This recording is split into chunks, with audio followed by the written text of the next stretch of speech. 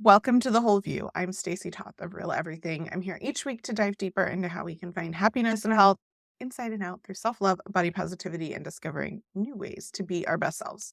Before we get started, a reminder, this podcast is for general educational purposes and is not intended to diagnose, advise, or treat any physical or mental illness. And while our guest Bianca is a certified doula, she's not yours. So we always recommend that you see a licensed health professional accordingly. I am excited to welcome you, Bianca. Bianca Sprague. I have to put the little Minnesota Canadian accent on there for you, is the founder of Bebo Mia and has been a dedicated educator, activist, author, and doula since 2007. She is passionate about accessible pre and postnatal care for marginalized communities, and she advocates for mental wellness in families, drawing from her personal struggle with postpartum depression and family experiences. Bebo Mia has been, through your work and beyond, guest experts and speakers, panelists for Entrepreneurial Feminist Forum, evidence-based birth, Mamas and Co., baby shows, birth summits, and more, and has also been featured in Huffington Post, Global News, Breakfast Television, must be a Canadian thing, It is. Today's Parent, Toronto Star, Fast Company, Mothering Magazine, and on. And you were nominated for Ernst and Young's Entrepreneur of the Year 2016 and 17. In my past life in corporate America, I know that's a big deal. So that's exciting. And all of this began with you being a parent going through an unsafe situation, no support, dealing with postpartum depression, and wanting to change your life, looking into doula training as a way to build a business and become financially independent while supporting others who are also struggling before, during, or after birth, which I think is very cool. All about women entrepreneurship and women supporting women here on the show. So love that. And while trying to figure all that out, Bianca was quickly learning about the disparity of care given to birthers and their families and saw firsthand the shaming, the manipulation, the disregard for already marginalized families and communities, and the silencing and traumatization of birthers by the medical system. And recently we have had multiple shows talking about the very topic that drove you to this passion. And so I'm excited to dive into it from this perspective of specifically about birthing, but your work is beyond just that. So we'll definitely get into it. But for whatever I haven't covered, maybe you can introduce yourself to our listener family. And I usually ask people to share something interesting about themselves, but I'm going to share something on your behalf, which is that you love to read and you love to do puzzles. And fun fact, while I was doing a deep dive, I do a lot of stalking before people come on the show.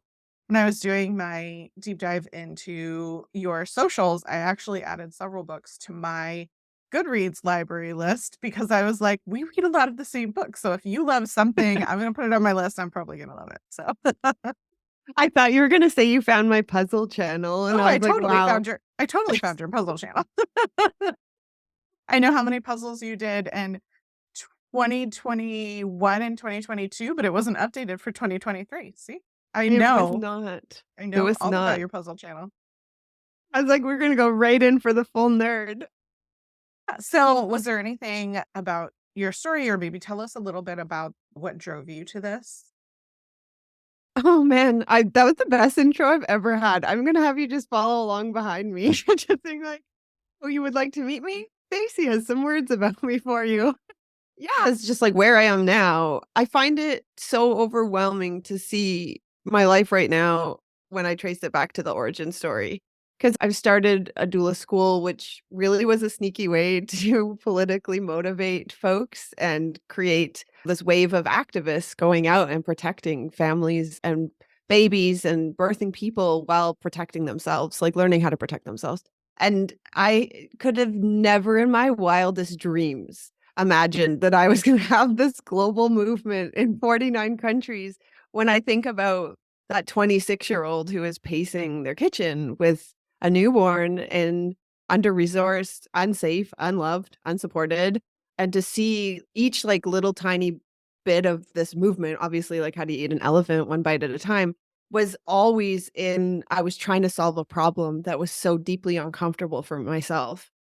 And I love talking about rage. It's one of my favorite topics to talk about because we just shy so much away from it for women and feminized queer folks. And rage was my fuel.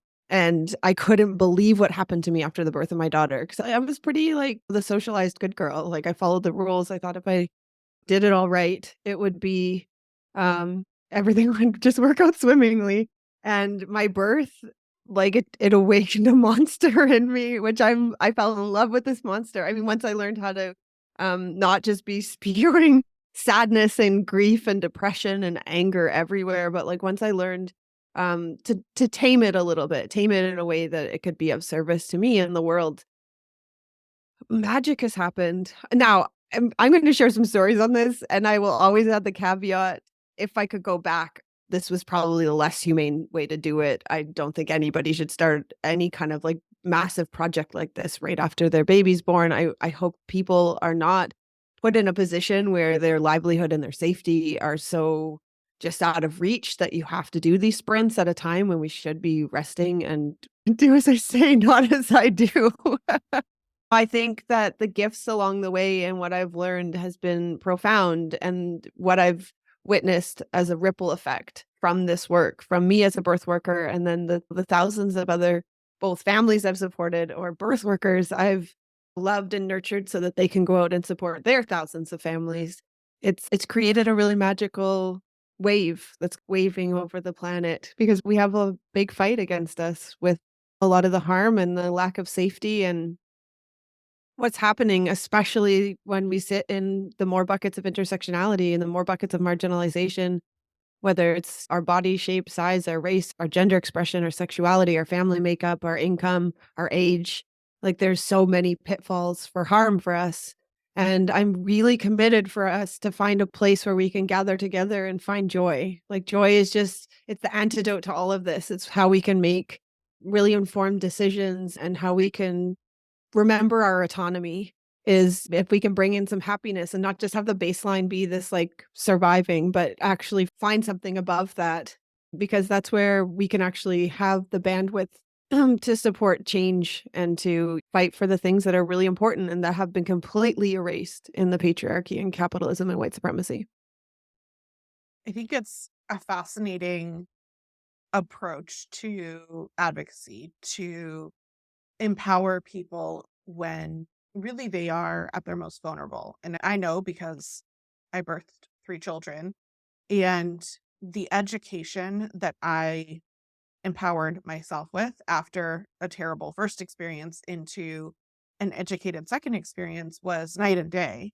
And I can't imagine being in a even more vulnerable state of an unsafe living situation, or people who are very young or people who are very old. Like there's basically, I think society finds any reason to justify care that is less than what someone really deserves, because the healthcare system in and of itself is so overwhelmed and so distraught with things that are not really focused on patient care and well-being, but are focused on minimalization of effort to maximize profit in a lot of cases, that we end up in situations where, people who genuinely go into the medical field, who have a passion for and wanting to care for others, often end up leaving because they get so frustrated by the system. So to approach a solution with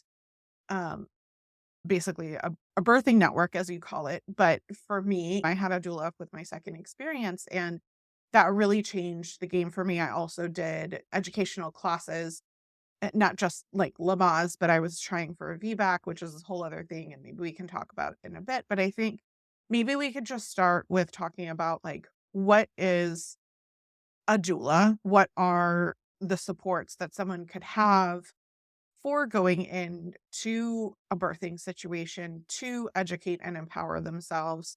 And maybe you could cover also a little bit of the improvements of outcome with that, because we've talked about the bias that exists in the medical community when it comes to marginalized folk. And we know that maternal outcomes are worse for women of color. We know that women's pain is not treated with the same respect as men's pain. We have so many different things that we've covered on the show that really go into what can be encapsulated as and understood, that of course someone who's birthing a child is going to be not given the most respected or quality of care unless they know how to advocate for themselves or have someone else to advocate for them. Yeah, you covered so much there. My dream my whole life was to be an OB-GYN. And it was the birth of my daughter that I realized that wasn't the relationship to birth I had imagined. I fell in love with birth in 1988 when my littlest sister was born at home as an illegal home birth with the mostly unassisted. It was a VBAC, which there was some elements now that make me a little bit nervous, but it taught me to trust birth. And I thought that I don't know why, but then whatever, how my brain had processed that experience, my love of science, my love of school, my like dream of being a doctor. All of that created this kind of like fantasy of what an OB-GYN would do. And it wasn't until I went through that system that I was like, what do you know about birth? And so the first element of that string of questions you have is that obstetrics became a surgical specialty. And in the act of it becoming a surgical specialty, it attracted surgeons. And so they were not there to take care of, there's actually no factor of the emotional and physical care. And when I say physical care, I mean something more than just like a heart rate, blood pressure, O2 saturation. And so that has been completely lost. It's deprioritized in a way that is so extreme. I have so much to say, and I know that we'll cover throughout the episode, but the action of this becoming about your vitals and about one's baby's vitals or the intended baby's vitals, the intended parent's baby's vitals, it's lost. Like it's lost the fact that this is a magical event. This is something profound is happening in birth. And I had a lot of grief around giving up my dream of being a doctor because it had been the previous 20, 18 years of my life was this really hard work and getting to this place where I was going to go to medical school. And I had to learn, like, what do I love about, like, why did I want to be a doctor? What did I want to protect? And that is where doula care comes in. And doulas are trained and certified professionals who are there to truly support the family or the birthing person's wishes and protect their autonomy. And this can be done in lots of different ways. The main pillars are through emotional care, physical care, and informational care. And we are not attached to parents' outcomes. So I know a lot of times when I go to consults, people are like, so we're actually thinking about scheduling our C-section. And I'll be like, great. So we're having an operative birth. What did you imagine that looked like? Do you need some information about it? Let's talk about what the experience is going to be like. You're going to need probably a little bit longer after. And they're just so surprised because they're like, oh, I thought you were going to make us like have a home birth. Like, what? No. And I learned this the really hard way because I did go in thinking, the best kind of birth. And it wasn't until I had two clients that between myself, their midwife, and their partner that we essentially not bullied. Yeah, okay, let's call it. We essentially bullied them to staying at home. And after they were like, I wanted to go to the hospital. I hated my birth because I birthed at home. That wasn't my plan. And it was when I was brand new doula. Then I was like, oh man, I really don't know what's best for any family. And so a good doula should not be attached to their clients' choices. They should always present the information, present evidence-based care. And that term evidence-based care is really critical because what happens in the hospital is called practice-based care. It's ritual, it's routine, it's because that's the way it's always been done. It's because that's what the administration prefers. It's because that's what insurance provider would prefer. It's because that's what the doctor prefers. And if you hold up the hospital quote policies next to the guidelines from the SOGC, if you're in Canada, so that's the Society of Obstetrics and Gynecology of Canada, or ACOG, if you're in the US, or the World Health Organization, they are so far from, they do not overlap and look anything alike. And so the recommendations are completely ignored in the hospital system. And what started as like these really great tools, like, oh, we can do this and this can prevent this incident from happening. And if we do this, we'll prevent this incident. And so we've become so risk averse that we are actually doing things to families that cause more risk. And then we keep stacking them. So by the end of it, you've had 15 things to try to mitigate risk, but knowing that all of them come with things that are guaranteed incidents to happen. So like, for example, certain tests, like we'll do this because it will be, over screening is a great one. But if we overscreen, then we typically overdiagnose and then we overtreat versus if we stop screening as much, which is not recommended. And everybody shouldn't have, you go in, you get your water broken, you start Pitocin, you get an epidural, the epidural slows, so you get more Pitocin, there's fetal distress, and so then we move to the OR. And that tends to be the most common birth. Now, just to be very clear, anybody listening, if you've chosen to go in and say, I would like my water ruptured at this time, I plan on having a Pitocin, I plan on my epidural, that's great because you planned it and you hopefully know the benefits and the risks to all of those things. But what's happening is folks are going in and everybody's getting that birth and it's not working. And we know this because the rates have never been worse for maternal and fetal outcomes. And so if they would say, oh, it's working out so well because look, our things are improving and babies are not preterm and we're not having mental health crises. And these things aren't even factored in. Like, we're not even talking about, this is just like vitals and stuff. We're not even touching on the trauma that happens as you go through this system. And so a doula really is there to bring it back to evidence-based care, which is what we should be operating from. It's what the governing bodies are saying. This is what we should be operating from. And doulas are really there for the whole team. So like partners, if the birther has one or whoever's in the room, they also are going to need time to rest and eat and call family and have that same kind of experience of being able to opt in and out to comfort, because there's a lot of like invisible things that are happening in the birth space. I know this because I have to have a whole ritual and routine for myself after to move through that energy and get it off me somewhat so that I can move through my day with like whatever I need to accomplish or take care of myself or rest or whatever. And so a doula really is that like walking Wikipedia best friend wrapped up into one, which is important because we've lost that intergenerational support. Like, because our parents and our grandparents and even our great-grandparents, our great-grandparents and our grandparents had twilight births. Like, maybe it's just me. I think I'm a bit older than you, Stacy, but it's like they saw some stuff. Like their births were like, they were abhorrent.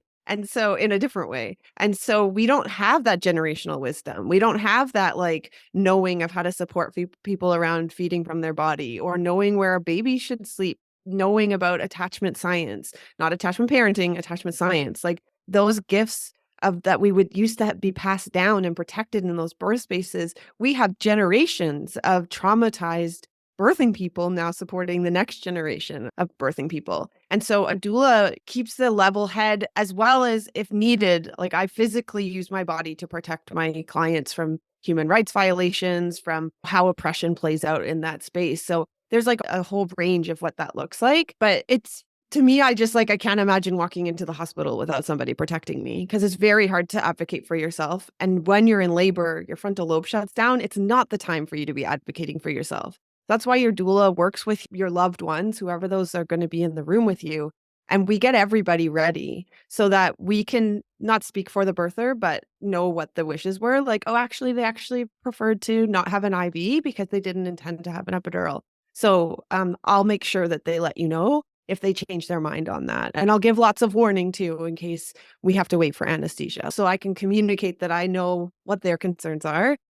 But my client has just stayed in labor land and they're doing what they need to do to just be focused because we don't want them to be kicking into that rational thought process. And the hospital system never protects that. I don't want to say never. Wait, have I ever seen it? No, I'm going to go with never.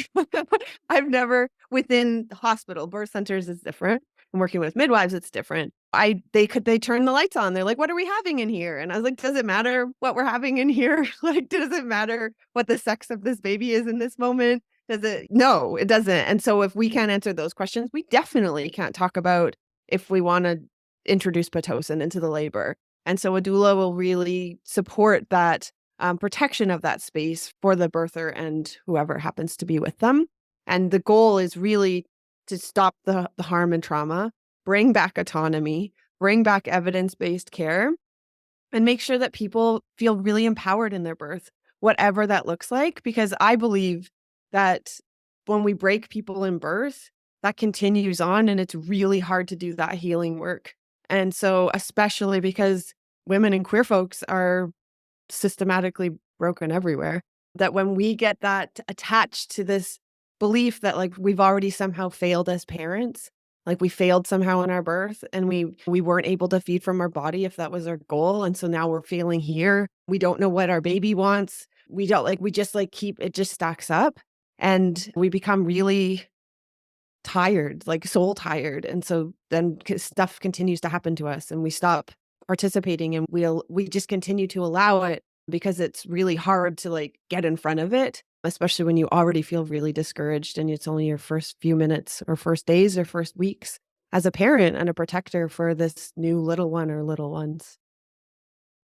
I have so many thoughts after all of that.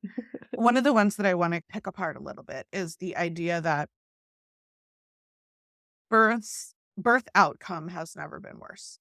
And I think that there would be people who would challenge you on, well, now wait a minute, hundreds, thousands of years ago, women died in childbirth all the time. I know what the differences are, but could you maybe give your response, your answer, rooted in science, rooted in facts and history, on what those differences are and what we could be using modern science to do versus what we are actually using modern science to do? I love this question. My nerd is in love right now. Yeah, so for sure we had so when we say modern history, that obviously depends on what we're cutting off modern history, but we're now matching birth rates and outcomes from centuries ago currently. And the reality is birthing people and babies die in the process of childbirth. Like that's just like part of our humanity, and we're highly avoidant of this, like even just discussing it. And so that is a reality of it. But what happened before is people birthed in an actually way more sacred and protected space. So even the event of a loss was treated so differently, and the process of birth was the act of medicalizing it and the act of removing the sacred social components of it has had a really big impact on the emotional wellness of birthers as they get to the other side, because it's actually one of the benefits of a doula is we see a dramatic increase in birther satisfaction. But what I really want to touch on is that the harm is coming to everybody walking in that system. But when we have statistics like women of color are dying at a rate of 20 times what white women are, or indigenous women, birthers and their babies, like the babies in Canada of indigenous families are twice as likely to die before they're 12 months old over a settler baby. And so when we see those kind of stats, they're just such a blatant highlighting of this system is so broken and it is not in the best interest of our care. And when we're leaving, and death by suicide is one of the leading causes of death for women in their first year postpartum, we have to look at the system and question, and we can't hold it up to like what happened before because we didn't have some of the medical science when we're, say, comparing it to 18th century birth. Because we are now having not only the fact that sometimes birthers and babies don't survive birth, but we're actually seeing more birthers and babies not surviving birth, and those that are deeply traumatized, and our mental health is not factored into our care at all. And so the absence of trauma informed care is like, when I compare, because it's when we just look at the numbers, we don't really get a lot of it's not as an interesting exercise as when we look at the human experience of birth in that time versus now. It feels so much worse right now because we're actually prepared to go in and experience a type of trauma that leads to PTSD, which wasn't a part of birth when we compare in 18th and early 19th century. People didn't brace for birth. Like I had actually one of my students, she's an amazing Black activist in the US. And I like every time I even read it or say it, I get moved in the same way. But on her third and her fourth birth, her and her husband prepped for her birth like she was prepping for war, because the likelihood of her not walking back out of the hospital doors is so high that she did the goodbyes and she did the preparation. Like, that shows such a deep flaw in the system that we are promised is there to keep us safe. We're promised that they have our best interest in mind. And we can look at any, again, of those intersections. Like when I go in with my plus size clients, the treatment is not even touching a straight sized person. And it hits in ways that are like questioning intelligence, it questions hygiene, it questions wellness, it questions like all these things that we don't see for straight sized people. And so now we're having over medicalization, a higher rate of operative birth, an assumption of unwellness, as plus all these like very deep personally rooted incidents. And to know that you're going into your birth also with all this practice-based care plus this soul harm and the violation is like, I'm lost for words, but it's so intense, these microaggressions all the way to like macro, just very overt. Because if you're sitting in a bucket of marginalization, whether it's your body size, your family makeup, your sexual expression, gender expression, like whatever these things are, race, we're used to the microaggressions as much as it's terrible. But I move through space knowing that sometimes my wife and I are going to be called a dirty dyke, and my daughter is mixed race and she experiences racism. And we do that care and we know going into the world. But when you go in such a vulnerable state and to have these two like highways of harm, of one being our medical care, which is not in service of health and wellness or anything above a heart rate, plus we're in this really vulnerable state to have these traumas that PTSD is rampant in families right now. And if folks are surviving it. And so I think we could look at these kind of both the medical and the social. And when we factor in the social is where it makes the birth outcomes on the medical side even that more abysmal, because those weren't even factored in before. Not to say the depression didn't happen, obviously, but oh man, it's so bad, Stacy. It's really bad. Our local hospital has one of the highest incidents of operative birth outcomes in the whole country. And it is because of risk aversion. It's not because more women in this area have a higher need, or potentially maybe there's more of a desire, but not to the degree that the outcome is actualized. Because I was a Lily J leader for about a decade, and 90% of the women that would come in to the group were looking for a successful breastfeeding relationship because they'd had a birth experience that traumatized them.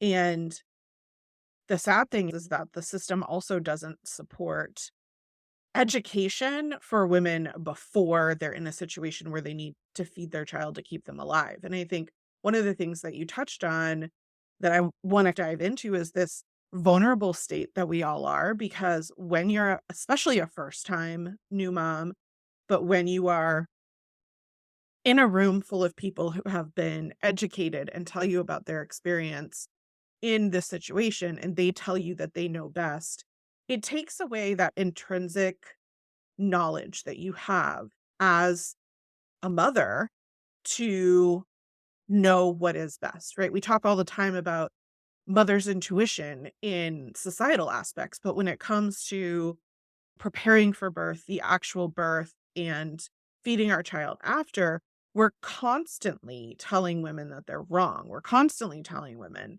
and birthing people and all kinds of different expression of those who might be feeding. I can even think of like the Secretary of Transportation who was using a two males who adopted a child, and he was using a device to replicate breastfeeding for a child and got so much shame and hate for it, when the science actually supports that is creating a bond and a relationship with the parent and the child in a passionate way. So it's not just mothers who are also harmed and diminished in this situation. And my husband was a stay-at-home dad, and he experienced intense prejudice and harm, being kicked out of mothers groups and different kinds of things. Like my children did not have the same kind of experience that a stay-at-home mother would have had. So this isn't just the birth experience that we're talking about. It's this whole system that is set up to reduce the belief that we know what's best for our own children. And it takes away that autonomy. It takes away that empowerment. And for me, when I think back to being in the room where I had the very fortunate experience of being a successful breastfeeding parent. And I definitely came from a place of judgment and healthism, because I think for me, I was that harmed fat person giving birth that was told all these terrible things. And to me, it was like, okay, the way that I can overcome this trauma that I've experienced, the way that I can feel better about myself is to be better than other people at these other things, because I didn't succeed the way that I wanted to in my birthing experience because I was prejudiced, because I was all these things.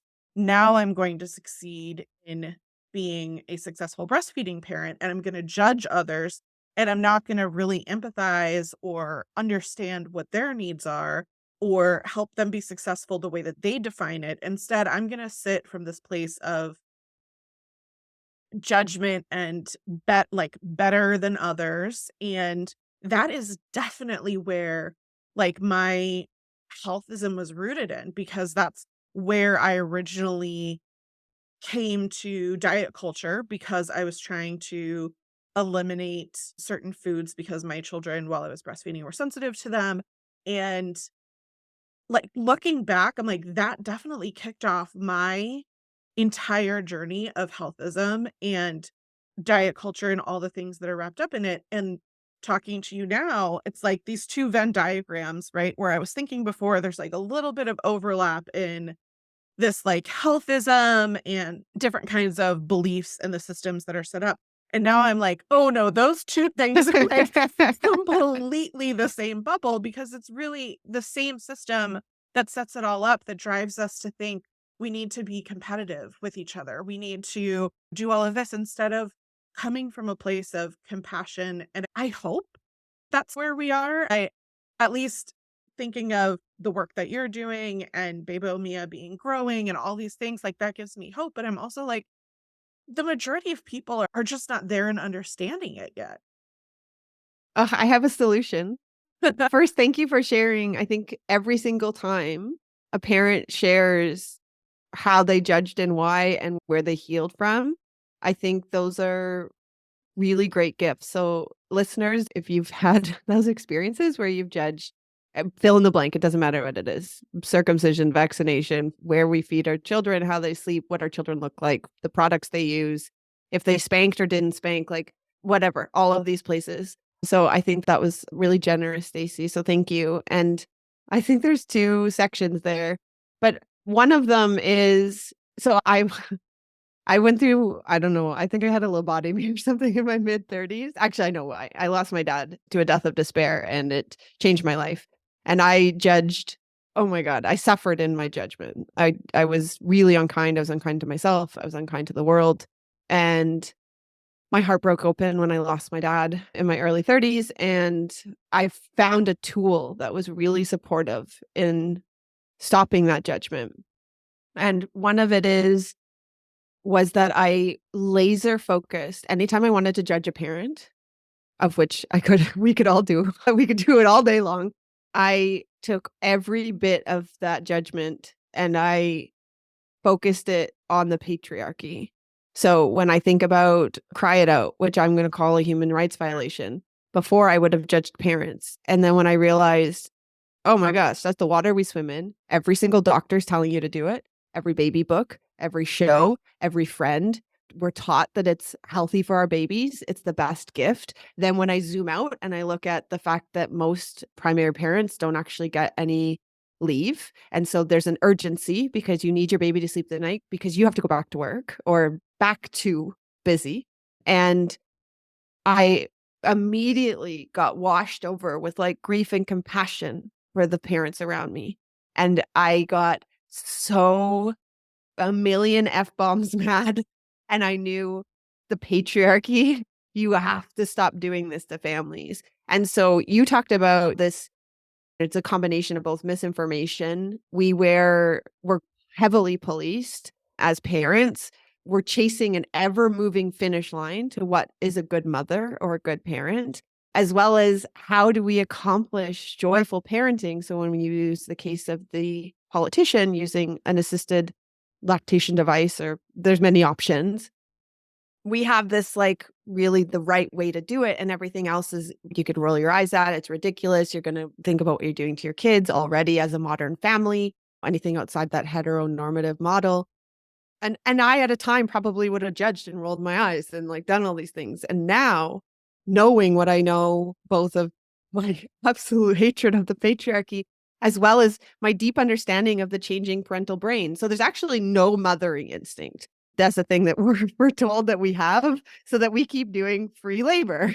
But what we're not talking about is not having attachment or not having time with our children for the secondary parent, which in most of the time is dads. They actually don't get to go through the parental brain changes. It's the parenting brain that changes. And so it's not moms developing these superpowers. It's whoever has proximity to the children that we have these neurological changes.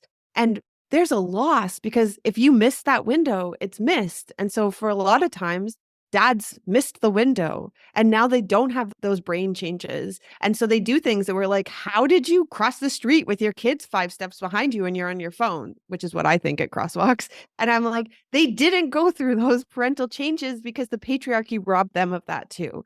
And so obviously they don't have a hyper awareness and they're not policing shoe sizes and they're not bothering to learn teachers' names. And they don't, for the vast majority, I'm going to suspect your husband was different, but for the vast majority. And then we're in this like cycling, suffering thing because we've never been madder. This stack of books right here behind me is all research around motherhood and rage and how we're failed and disappointed and how the family model is just another system that is, it's not working right now. We're in a practice base there as well. But I would bring it back to how these unethical practices in our pregnancies and our births are very confusing. And so then we've started by trusting the medical system or our practitioner, which I wish we could, you guys. Like, I wish you could go in and have faith in your doctor because they position themselves as a caretaker for us. And so my goal is not to stay in my position of like, they're out to harm us. And I think like when I talk to, I do a lot of discussions with doctors. And when I listen to them, they actually believe that what they're saying is in the best interest of all of us. But when we step back and look at, starting in pregnancy, through our births and into our parenting journeys, the things that happen to us are unethical.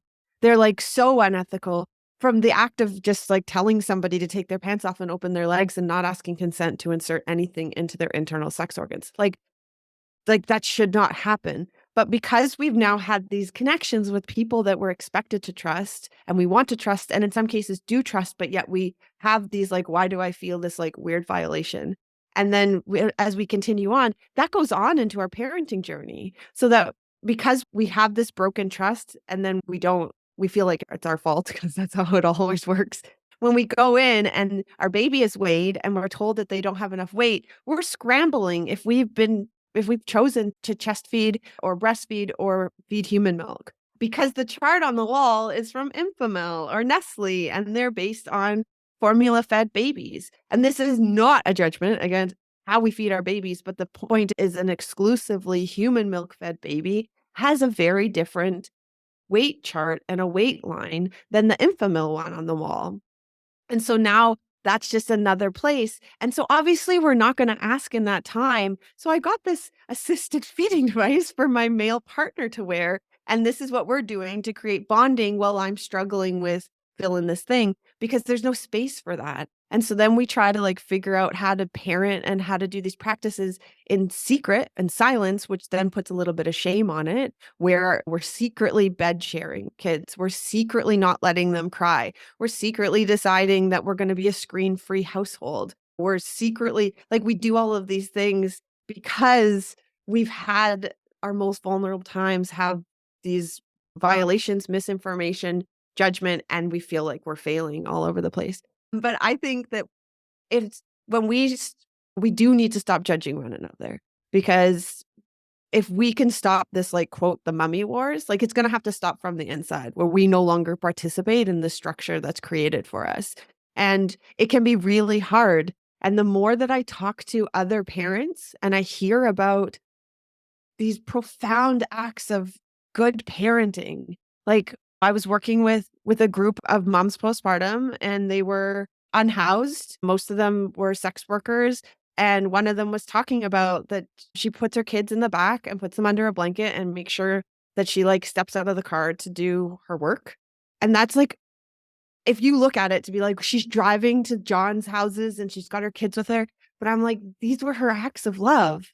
Like she knew if her kids were with her, they were the safest than having somebody like childcare or something else from midnight till 4 a.m. So them sleeping in the back was like her protecting them. And this is how she's providing for them. And rather than looking at her and having all the things we could judge around that I was like, these are the system, like this is a system issue. Yeah, that's And where my brain immediately went is like, how sad is it that we as a society have set up a world in which a woman feels that's what she needs to do to be safe or provided for, or right, like that she doesn't have a place to restart her life in a new and safe way with this child. And sorry, I didn't mean to interrupt you, but I'm just no, my foster child who we're adopting has many younger half siblings biologically through their biological mother. And one was just born this year. And mom is unhoused. Mom has mental health issues that the system has not supported or helped in any sort of way. And I learned compassion and empathy through being a foster parent in a very different way than I did before. That judgment that you're speaking of, that like mindset of, oh my gosh, how could you do that? That's so terrible to the child. The child needs to be in the system or whatever. Like, I can tell you the system is not any better. Like, we are not the typical parents of foster parents. I know because I'm in support groups, I'm in Facebook groups, and I'm seeing some of the terrible things that are being said. And so before we immediately judge and say like, oh, it needs to be this or it needs to be that, like having that mindset that you spoke of earlier about understanding that the system needs to change, that the system needs to provide a safe space for people to get back on their feet, that if people cannot get clean, that they can't get a job. If they can't have childcare, they can't get a job, right? Like some of yeah, these things, and that we as a society benefit when all of our people are safe and educated and working. Like all of us benefit from that. And it starts at this place that you're talking about that is it's just so hard for me to think about how many people struggle both during the birth situation and after, and the decisions that they make because they want to make sure that their child is safe. They want to do things in the best interest of the child, yet no other part of the system is really thinking of the best interest of the child. We have to understand that, like, even the most passionate people who go into, for example, in the States, it's called the Department of Social Services. I don't know what it's called yeah, in Canada, but the people who work there are the most genuinely altruistic, like compassionate people. They get paid nothing and they are threatened constantly. They are working more than 80 hours a week. They, like you spoke about, you go into a birth situation and then you need to cleanse your energy after. They're living in that space 24/7 because All the time. they never get to Yeah. cleanse their energy. And yet, No. like, these people are treated the worst because they're paid the least, their work is not respected. And so the good ones who can, who are educated, who can find another job, they do.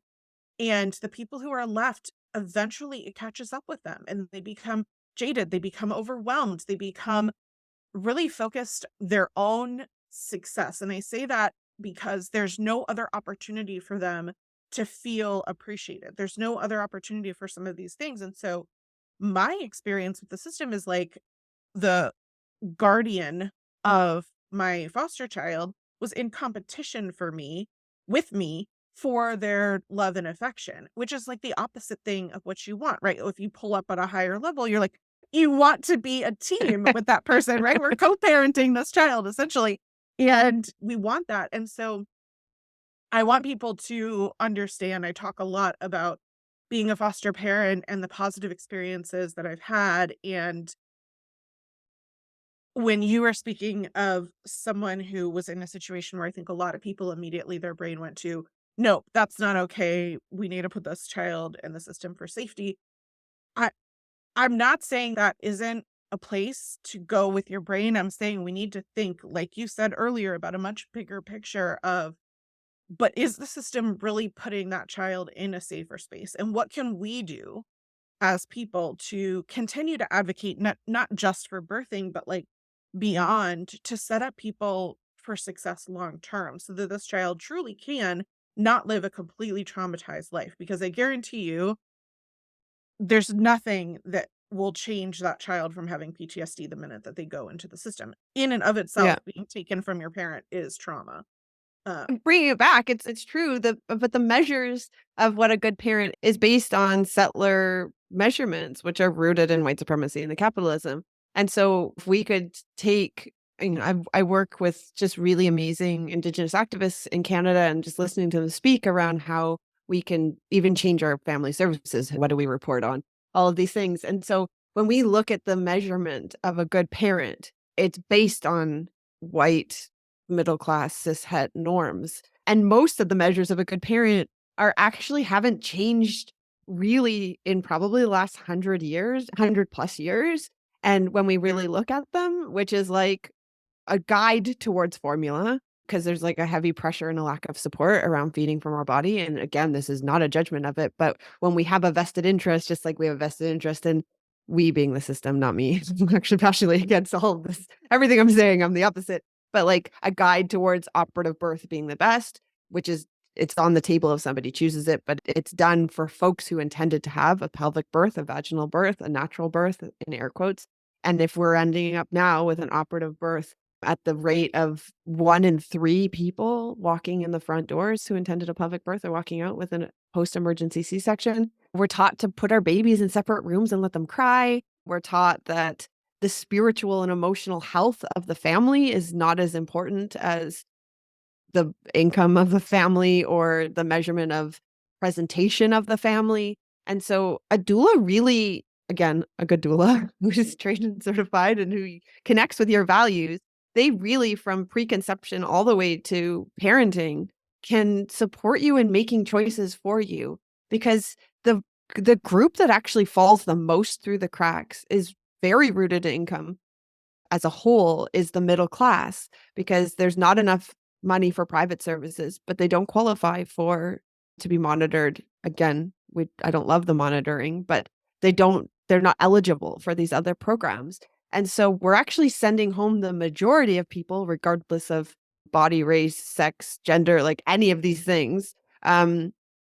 We're sending them home and being like, Godspeed. And there's not a lot of places where they can go. And so then we've created this mass of people who are traumatized, undersupported, confused. And then there's this misinformation firing. That's just like, and this is where we see this lateral violence. If you go into a mom's group asking for some help, you will walk out of that mom's group and like bad stuff will have just happened to you. And all you wanted to know is which car seat do you like? This one or this one? And by the end, you've been like dragged over for a million things. What's in the background of your photo? Why would you do this? Must be nice to have a car. Tone deaf because somebody in the group just said they caught in a car accident last week. How can you even post about car seats? Like, do you not know that there's people trying to conceive here and the fact that you're boasting about your baby? Like, and all they wanted to know was Britax or Graco. And so this shows that like if we can leave you guys with gifts after this, like try because we used a very extreme case of unhoused folks doing sex work, and we consider this to be like, oh, that's the worst case scenario. When I would say they're very intentionally parenting and they're deeply committed to protecting their baby, and that just happens to be the job they have. And so if we can look at that, then we can start looking at some of the other things you might judge. Again, where your baby sleeps, what somebody's baby's eating, the products they have, the state of them, if they should be with that parent at that time or not, all of these things, we can really easily access that compassion and that empathy because we don't have the full picture. And we are doing so much with so little. Again, particularly women and queer folks who find themselves as the primary parents. It's it's mind-boggling to know how under-resourced we are as far as, like, time, care, support, and we're wearing exhaustion as a badge of honor, and we're policed and constantly judged, and we're still moving through the water of fat phobia and these unrealistic beauty standards and intensive mothering models and Instagram, like, it's really hard, and so my job and the students that come out of my program, we really want them to go in and chat like, just, like, let's take a beat. What do you want to do? What feels right for you? And what people disclose is just, it's magic. And why they aren't doing it is also so incredible because they won't do this thing because they don't want to be difficult for their doctor. They really want to do this, but they're worried their parents are going to be upset about it. This being bed sharing, this being taking a year off work, this being going back to work right away. And so we keep making these choices slash concessions slash being the victims of unethical treatment, misinformation, things that people should lose their medical license for every single day. And then we're like, go raise the next generations of people. And so my goal is really to bring the theme of autonomy has come up in pretty much all of the discussions you and I've had, but to bring that back and to remember what that really is, because I think it's a word that we don't actually even know what it is, like, because we can't even fathom what true autonomy looks like, whether it's autonomy of our time or autonomy of our choice. There's a meme that I sometimes post in some of my student groups, and it's a picture of a mom, I'm guessing a mom laying on reading a magazine, and her kids are folding like age appropriate things like tea towels and pillowcases, and the dad's vacuuming. And I always say, like, let's discuss. That's all. I just like put the meme up and to see how much people have to say from this it's just a photograph, but how much we have to say of all the different entry points. And it shows just like we can't even have the concept of autonomy, like leisure time, somebody else doing something, like what our roles are. And the birth worker, my goal is to like really shake that up for every family and break it down and be like, if we started from nothing, what do you want your pregnancy to look like, your birth to look like, your parenting journey to look like? Because that's really where the magic happens, because it's this prescriptive cascade that we just fall into. And it's not, it's really like a one size fits none is what is fed to us. And I want to bring back like depth and breadth and color and dimension into how we make the plans for these really important and intimate things like our pregnancies, our births, and how we raise our children. I want to use the opportunity of talking about that to share my personal story, which I don't think I've ever fully shared before. So I think it was interesting when you were talking about like that meme. That's my family, right? My children have chores and I work outside the home, and my husband was a stay-at-home parent, which meant that a lot of the invisible and actual labor in the home resided within him instead of what somebody else would think the preconceived notion of the mother would do. And what's interesting is that for the first 10 years that I was public on social media, I wasn't, as much as I was authentically myself, I was restrained in fully disclosing those things. So everybody knew that Matt Mm. was a stay-at-home dad. Everybody might have known that I said that I had a degree in English and cultural criticism, but I didn't say with a minor in women's studies, really it's a degree in feminism. Right? Like I did not tell everybody I am educated to be a feminist. Like that is what my education is. Because I feel like that's really off-putting for a lot of people, and they would immediately shut down to the idea of listening to who I might be or what values I might have, because there are so many assumptions and judgments that are wrapped up in that. And so in seeing my family be a loving, compassionate, empathetic, educated family, it allows for an openness, I hope, for people to come in and see that we can be part of a larger community together without that judgment. And you can see that I am someone with values, that I am a good parent, and that I could not have done what my husband did and stayed home with the kids. I did not have the patience and I would not have been as good of a parent had I been with them all day long. And that was a choice that we made that was the best for us.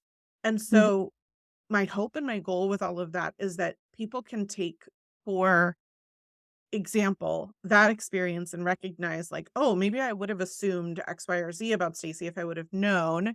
But now I have respect for her and I can see these things. Let me be less judgmental of others in those instances. And I hope that my birth story can do the same thing, which is that you spoke earlier about the bias that people in larger bodies have in pregnancy. And I cannot emphasize enough the shame and the negativity that came from my first pregnancy. So, my husband and I did not plan our first pregnancy, and my oldest son, Cole, knows that. And we tell him all the time, like, you weren't planned, but you were wanted. We chose to have you. And, like, we're not going to lie that, like, at 22 years old, that was what we decided to do. Um, and so, at that same time, the reason that I got pregnant is because I did not have regular menstruation and I had actually lost some weight and my menstruation kicked in, flash started without me recognizing that it was. And so I had no idea that ovulation was happening.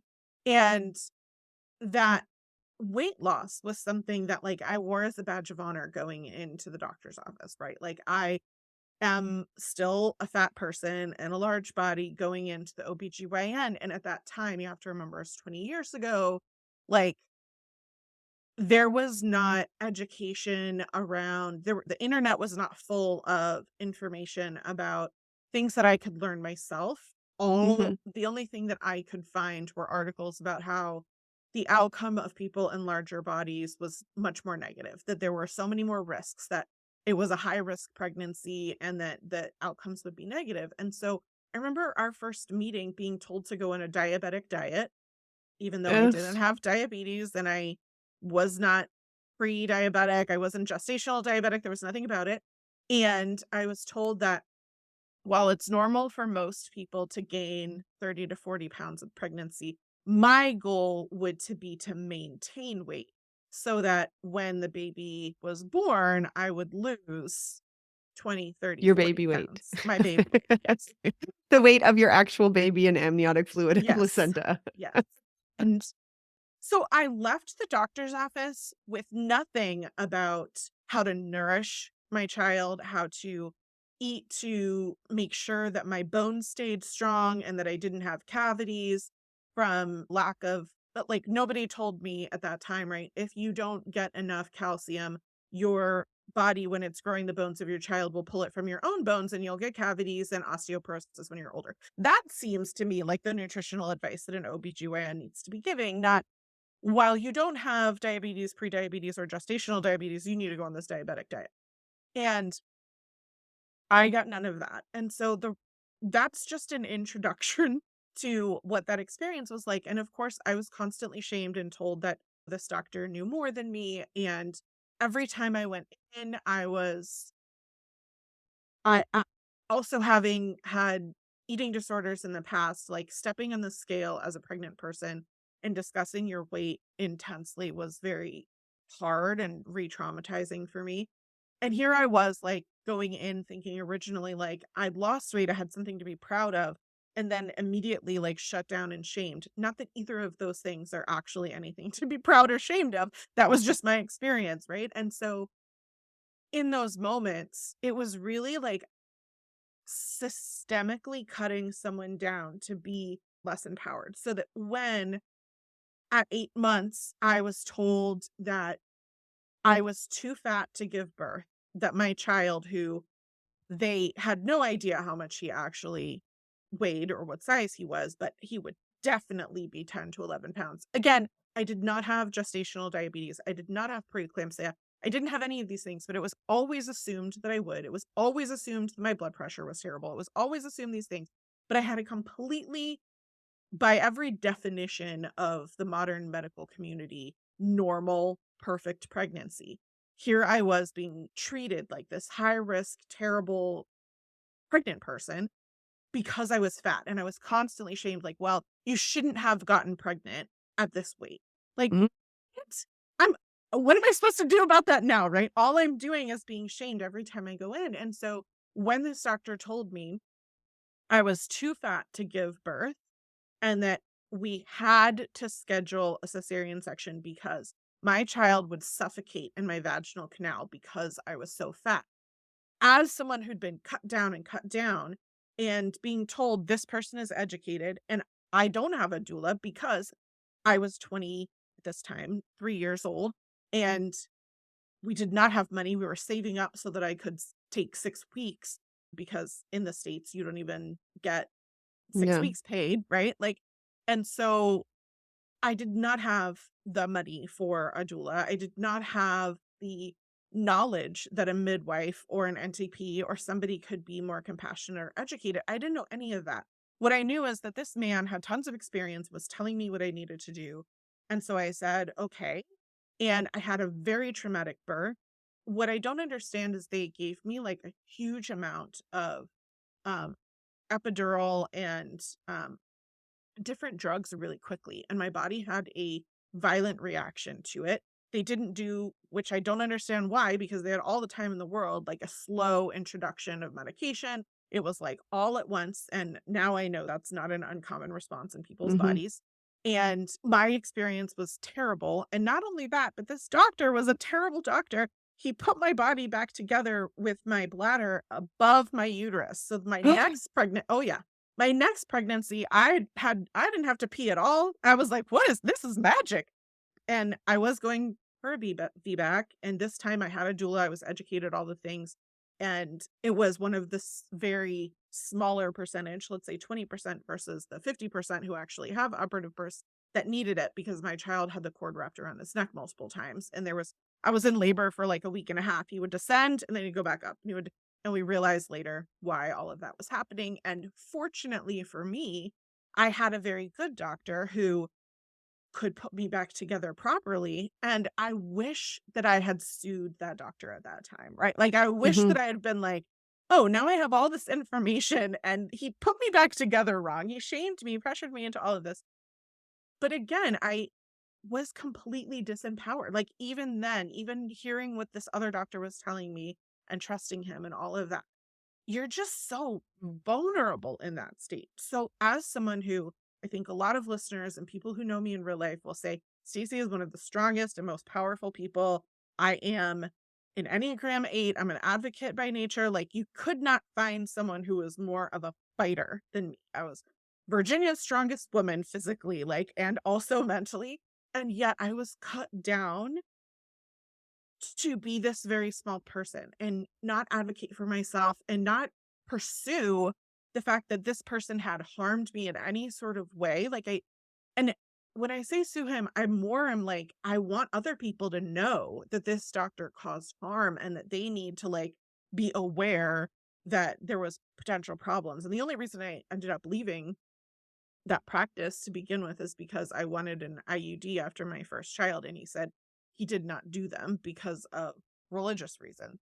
And I ended up not getting an IUD, but fortunately for me, I left that practice. And like, I didn't even want to leave him and that practice after that. Like, I felt like, oh, they helped me have a healthy baby. I'm so grateful for them. Instead of feeling like I had a healthy baby despite them. Despite of them. Yeah. Exactly. And so for me, I hope that people can hear that story and know, oh, Stacy's like would not take nothing from anybody.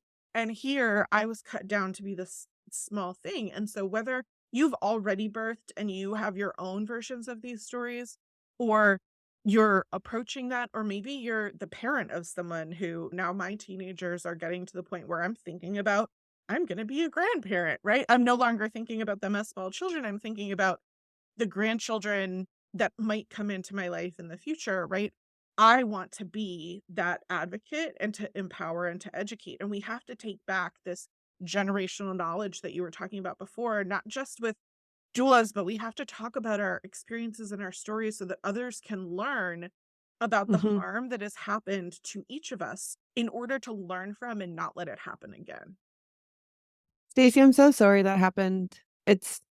I'm zero surprised because I've Yeah. witnessed it so many times, and the fact that it's so normalized and the impact is not held in the way, like, I can feel the impact that it's had on you, and I can also feel that you've done a lot of healing and you've done your work since that time, but it's a profound one, and I'm sorry in a time that is really magical that they did break that trust with you and your body and that they made it anything to do with your weight, and I can't, like, y'all, I put posts I start almost every one of my classes I teach for practitioners, like, saying that health and weight are have nothing to do with one another. And it's so important and it's so hard to unlearn that. It's so hard for everybody, whether you live with personal experience as a plus size person or if you prefer fat bodied or living in a bigger body, like whatever makes you feel really empowered, or you're a witness to folks and then you've had what you've been taught about plus size bodies, big bodies, fat bodies. Like none of us are thriving in it, but the systematic demoralization and just the, like, abhorrent things that are believed. Like, they are believed by our medical system. Doctors believe that I'm healthier than you because my weight is lower than yours. And which just so that everybody knows why we all need to join in this, I am also so Stacy's over assumed that everything is going to be wrong with her, and nobody does tests on me because they think I'm healthy and slim. And so as much as you've had just like this like the point made by your practitioners that something is wrong with you, like to your very core, and that your body is bad and it needs to be changed, and which is impossible. We all have different shape and size bodies and they're all perfect and they're beautiful. And the fight with our body to make it a certain way. And I've had multiple things go to a life-threatening point because they just kept looking at me being like, "Oh, you look fine." And I was like, "You don't even ask me any questions. You don't know anything about me." But yet you just, like, move me out, and then so we're all being failed by anti-fat bias, Well, and and I would add to that, if I did have preeclampsia or gestational diabetes, I didn't deserve less quality of care or less no. compassion. And that there are people in larger bodies and there are people in smaller bodies who experience all kinds of complications in their pregnancy. And we all deserve that compassionate care. But that assumption of a medical practitioner that a small person will not experience those things and a large person will causes the harm, like you're saying, in both directions. Like, I've had Yeah, friends who were in small bodies who had very traumatic pregnancies that required bed rest. And that doesn't mean that they should have more compassion or less compassion of or quality of care than anybody else. Like, it's it's and if because they were garbage. white women, right? Because they were white women, they had a different experience than if they had been a woman of color. And I also have empathy for people who don't want to get pregnant, who have terrible experiences not being numbed for an IUD. I was just talking about this with my husband like last week, and he was like, I don't understand. Like, obviously, I don't have the nervous system to know what's happening in there. He's like, but I know that you can feel things in there. And so, why is it that we're putting an IUD in people without pain medication? I'm like, why do you think that is? Like, Yeah. why do you think that is? And so it Yeah. all goes back to this larger conversation that we're having about the medical system, yes, but also being rooted in this idea that medical tests were only created originally tested on men, and that white men at that, to be this kind of epitome and standard of health and wellness. And if they had not personally experienced or had lived experience of something, therefore anybody else who did have it, their experience wasn't as valid or not Yeah. to be heard.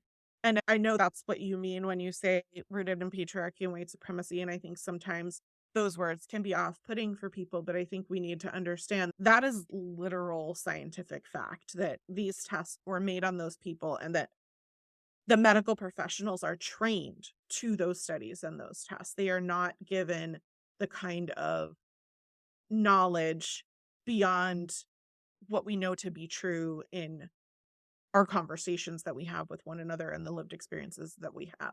And that's why they don't Yeah. believe them. That's why they don't, as you're saying, like, genuinely they think that they're doing what's in everybody's best interest, because that's the education that they've been taught. And Well, they're that's not what they doing the work that we're doing here.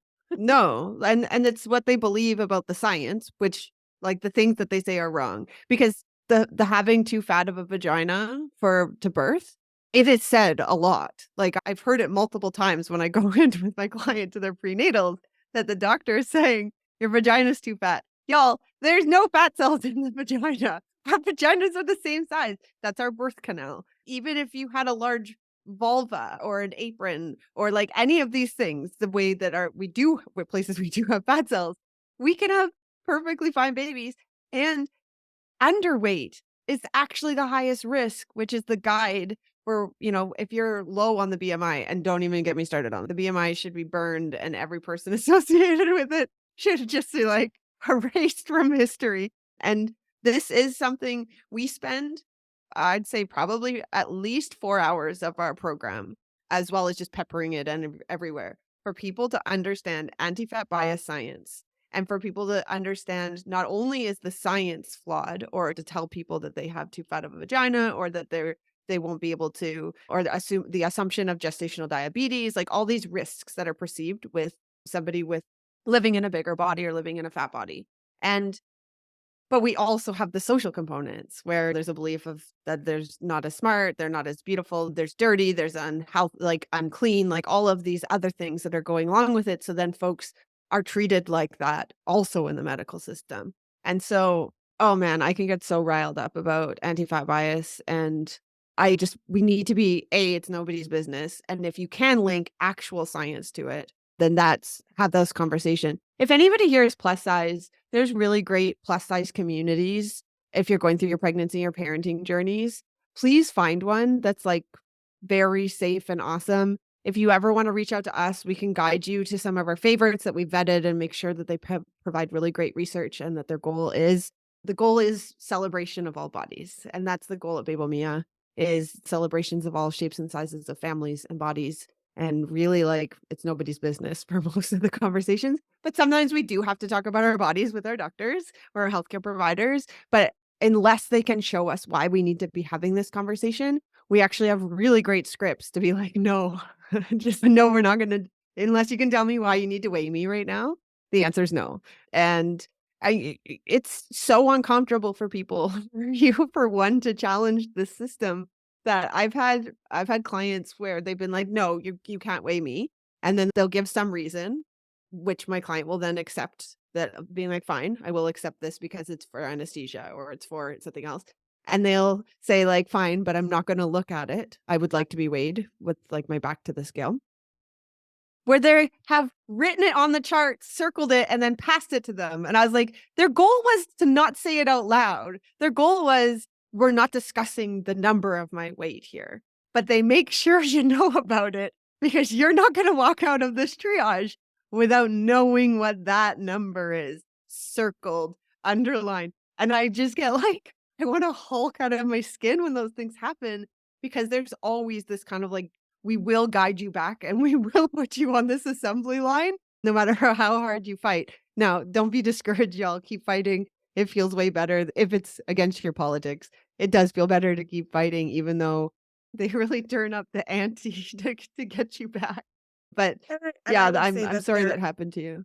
there are a lot of doctors who do understand that, right? Who are trauma informed or who are aware of eating disorder behaviors that can be triggering, such as that, right? Like I'm seeing that now that I have traumatized teenagers with disordered eating, different kinds of things that we are finding through general medical care, through that searching Yelp reviews, different kinds of things that you can find those things. But using Bebo Mia as a resource is a great jumping point to what I always like to leave listeners with. We had so many other things that we were going to talk about, but we're well past our scheduled time. And I thought this was going to be a short conversation. Do I need a doula? Yes or no?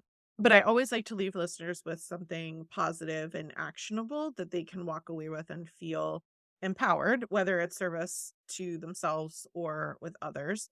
And I'm curious what you'd like someone to walk away with today if they're feeling like super overwhelmed and they're like, I had this terrible experience. My daughter is going to have this terrible experience and the world is ending and there's nothing I can do. Like, what can someone take forward to feel positive and empowered? Well, I like this question. I'm going to give two answers. One is if you are listening and you are pregnant or a new parent or you're in your trying to conceive journey, like if you're on your fertility journey right now or your reproductive health journey, I would say please get a doula. There's so many programs right now. There's covered doulas, there's hospital programs, there's insurance covering, there's Medicaid, there's TRICARE, there's extended benefits. Like the accessibility of doulas in my 20 years of doing this, it's been staggering how much more accessible it is. So if anybody's like, oh, that's for a certain type of person who gets a doula, it's not. It's if you want somebody to protect you as you go through this journey, that's how you're gonna do it. So that would be my first is please get one. And if you are I always say that doing an action is how we can like move through this stress and anxiety and this overwhelm. Sitting in it is deeply I find it deeply uncomfortable. And so if you feel curious or caused to you feel this kind of like calling towards I don't want this for the next generation. Keep listening to podcasts that are talking about dismantling these systems of oppression. There's really great documentaries, there's really great communities. They're all different, so I'd say go feel like what feels like it's in the right values or the right focus. So my personal focus is always unpacking racism in the world, unpacking homophobia in the world, and anti-fat bias. And so I tend to spend my time in communities where those are the 3 buckets of focus. So I would say that, and honestly, for some, I would say birth work is a really, really profound path, and birth work can look like a whole bunch of it doesn't necessarily mean you have to do hands-on doula care, but more people who understand the concepts of some of the things we were talking about today, plus so many others. If you're a writer, you can start writing in support of reproductive health and justice. If you do graphic design, you can make graphics for people who need them. There's a lot of need. If you want to go do hands-on doula care, like all of those things. So we do have a program. It's 17 weeks long. And at the end of it, we talk about through the course, like you could be a hands-on doula at the end of this. Lots of people do. But you can also go do all of these other things within policy, within graphic design, within art, within writing. But we do need more people who are supporting others in finding joy and working outside the system and just like not necessarily subscribing to the one size fits all, which, as I say, it doesn't really fit very many people at all. So I would say action is really important. Sitting and stressing and like staying up at night it's how I managed to start sleeping again. I just do all the things in the day and then I sleep well. which is bonkers because I spend my day in a pretty massive state of rage at the world. But I know that I'm doing everything that I can, and in times when I'm, like, just letting it stew in my body, that's where I find I get sick, that's where I find I'm really challenging to be around, I find people challenging to be around in those times. So, one foot in front of the other and doing something towards your freedom and accessing your joy again. I think those are both really valid, and I know that they aligned with a lot of what I think and do as well. So, Bianca, I want to thank you so much for being on the show. Listeners will put links to Bebo Mia and Bianca's socials through Bebo Mia, but it's Bebomia, and you can search Facebook, Instagram, all the things. You did have something else that you wanted to offer listeners if they are interested Yeah. in working with you. Do you want to talk about that a little bit? Yeah, so we made a page. It's bebomia.com. So again, bebomia.com/whole view. And we've put a quiz there and we've got a free workshop there. And it's all just to see if you are curious about birth work. We also have a discount code, which is TWV for the whole view 15. So TWV 15 for 15% off anything if you do want to hang out in our community in one of our paid programs. But we have a lot of stuff there, and again, if you're like, as a plus size parent, I want more information about this, or as a trans parent, I want more information about this, we are always happy to just keep that information in flow. Hashtag feminist business to get you all of those questions and put you in touch with communities or practitioners or channels that we think would be really helpful for anything that you are struggling with right now. So we would be happy to have you come check us out. Love that. Listeners, if you want to support this show, you can do so by leaving a review. If you enjoyed the show, takes just 30 seconds of your time and makes a huge difference in my ability to continue to provide content that hopefully empowers and educates you. And don't forget to subscribe or follow in whatever podcast app you're using. And as always, we appreciate your willingness to be open to grow through your own personal changes. No one is perfect, but in listening, learning, and unlearning, we can become better versions of ourselves for ourselves. Bianca, thank you so much for being here today. I think we have a lot in common. It was wonderful to get to know you. Thank you.